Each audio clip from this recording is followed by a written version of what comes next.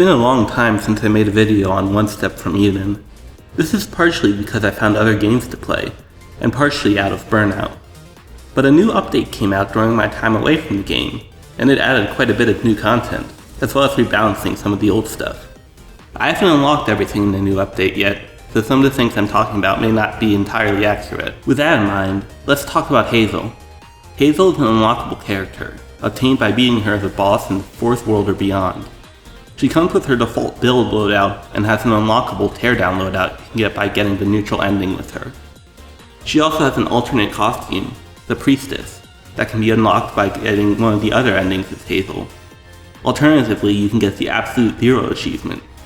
This achievement is obtained by getting 0 max mana on a character. This is most easily done by playing as Bullet Hell Gunner, as he only has 2 max mana starting out, which can be whittled down further by packs or by artifacts such as the Blue Flame. Before going forward with how to actually play the character, there's one thing I feel I should note.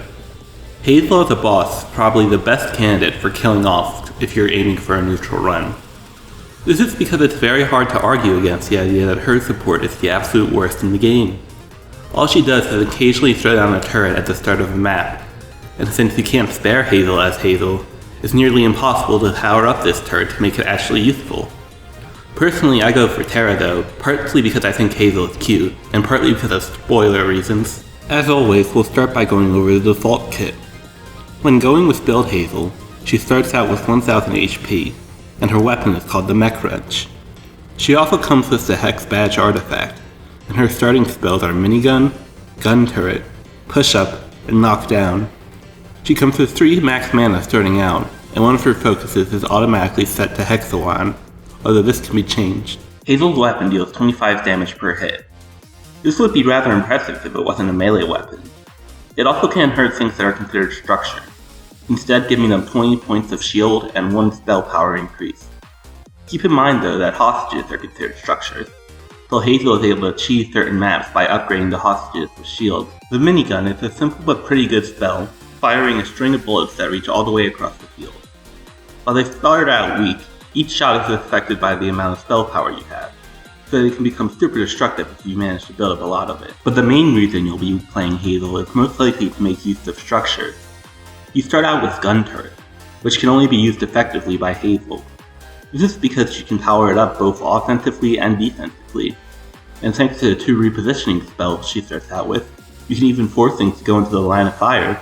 Hazel is one of 2 characters in this game that I would classify as a meme character. Both of her loadouts revolve around structures, which are pretty awful in this game. They take up valuable space on the board, and you have to stand still if you want to upgrade them. And some structures, such as Monument, are still really bad even if you're playing as Hazel, as she's not able to reliably knock it down thanks to her weapon instead upgrading Monument. But build Hazel can still be pretty good, because while structures are clunky, they can easily become overwhelming if you upgrade them enough, as you can easily see if you choose to play Hazel in the player vs player mode. I mentioned spell power before with the minigun, and that's really the key to success with Hazel. Unfortunately though, most ways of getting spell power are fairly risky. Focus and Merit Badge are pretty much the only ways to upgrade the stat without sacrificing something, although double-edged and glass cannon's drawbacks aren't that big of a deal. Hazel can make good use out of the new multi-tool too, which gives her structure 5 spell power whenever she shuffles. If you do build up a good amount of spell power, you can try for spells like Super Minigun and Power Saws, although they're pretty rare. Spells that leave flame tiles like Ring of Fire are also influenced by spell power, and they tend to be much more common. What you're basically looking for is any spell that's weak but hits many times in a row. Focus-wise, that means Glimmer for firepower, Hexawan for the minigun spells, Anima for literal fire, and Convergence for even more spell power. The Phalanx line is also great to focus in. Next we'll talk about Teardown Hazel. With this loadout, Hazel gets the Dismantle Wrench as a weapon, and Fragment as an artifact. Her starting spells are now Pole, Wall, Blast Crystals, and Minigun. She keeps her starting 1000 health and 3 max mana, although now she starts with a whopping 0 mana regeneration. Minigun is the only standard offensive tool in Teardown Hazel's kit, although all of her starting spells have some level of offensive presence. Wall and Blast Crystals can be destroyed to proc her abilities, with Blast Crystals even shooting out their own bullet as well as the Fragment one. And even Pole can eventually become a second minigun with enough spell power. as each of its 8 hits actually do 1 damage each. Honestly, it's very hard to recommend a build specific to tear down Hazel, because frankly, she's really bad. There are a few structures that can safely be destroyed, but what's the point of even putting them in your deck if you're just going to destroy them? You have a reliable source of spell power through destroying said structures, but the amount you build up is reset at the end of each fight.